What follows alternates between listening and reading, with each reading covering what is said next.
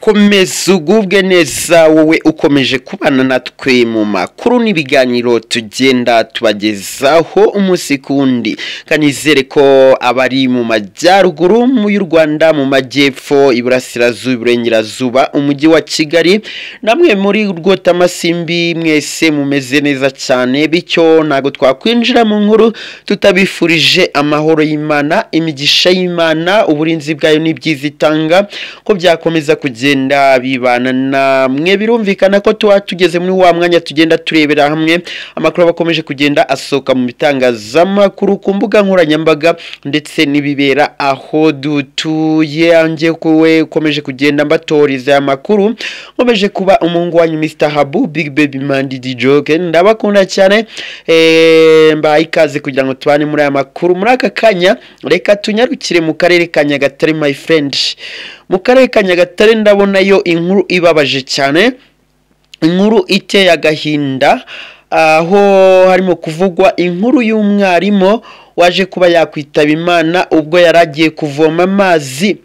nkuko amakuru dukesha ibitangazamakuru abitangaza amakuru aravuga ko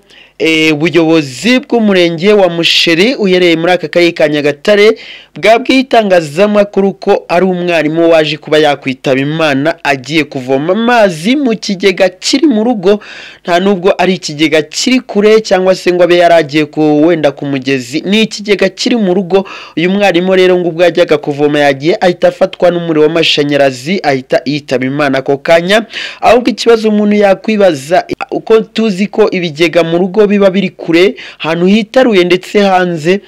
ni gute icyo kigega cyari cyegereye umuriro w'amashanyarazi iyo y'inkuru ndabona gitangazamakuru cyayitangaje isa nkaho ari incamake tugiye kuyikurikirana tumenye inkomoko yabyo ese ikigega cyari kiri hehe cyagihure n'umuriro w'amashanyarazi umwarimu arafite imyaka ingahe yigishaga hehe ibyo byose nibyo tugiye kugenda tureba turaza kubibagezaho mu makuru araza gukurikira reka ngane ku musozo rero mwifuriza iruhuko ridashira